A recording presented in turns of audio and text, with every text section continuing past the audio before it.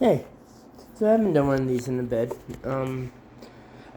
I feel somewhat triggered today because, like, it's Mother's Day. Um, and a lot has happened within a year or a little bit more than a year. Corey has told me that he no longer wants to be my friend. This is a man who I felt very close to, who I felt close to his family, who I felt was like chosen family, very close. Am, I don't know, the godfather of his 3 children. And then he literally like texted me one day and was like, yeah, no, I don't like this relationship anymore. We're not friends. Don't reach out. Um, I texted him back like, what the fuck? I text his wife. All his wife would say is, well, you do stuff that pisses him off, and he's talked to you about that. But give him some time; he'll get over it. I texted him a couple times. I sent him a letter in the mail. He might get over it. I'm not going to get over it. I'm not cool with being treated that way. A friendship means you both have to give and take. He wanted everything to be what he needed it to be, and he wasn't able to allow me to be me. I needed to walk on eggshells around him, and I'm not about that. So that's done, and I'm not sad about. Well, I am sad about losing the relationship, but it is what it is, and so moving on. But yeah, like, excuse you. Cat's just like, I'm just gonna go wherever I want. But yeah, so like I'm fine with that, but it hurt. Um, don't see my sister very often, but that is what it is.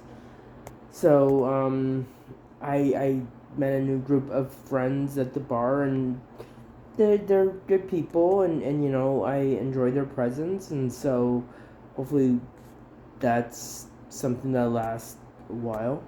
Um, yeah, I feel very alone today, and like I know I'm not alone. I know I could go out and I could hang out and be with people, and like they're going to sing karaoke tonight, and I could do that. I don't want to. I feel very alone. I miss my mom. And it's funny, like it's not like she was overly attentive as a mother, right? Like there's so many times where she like neglected me, and like I remember one night she just didn't come home. She just didn't come home. Yeah, and she drank all the time, and she was out drinking all the time. But like she'd usually come home about 1, 2, sometimes 3, right? So like I knew she'd come home and whatever. She didn't this one night, and so I ended up staying awake. I ended up staying awake till like 8 o'clock the next morning, and then she comes stumbling in with this man who happened to be the man who sexually assaulted me when I was 12. But yeah, I never put that together. That was really kind of fucked up.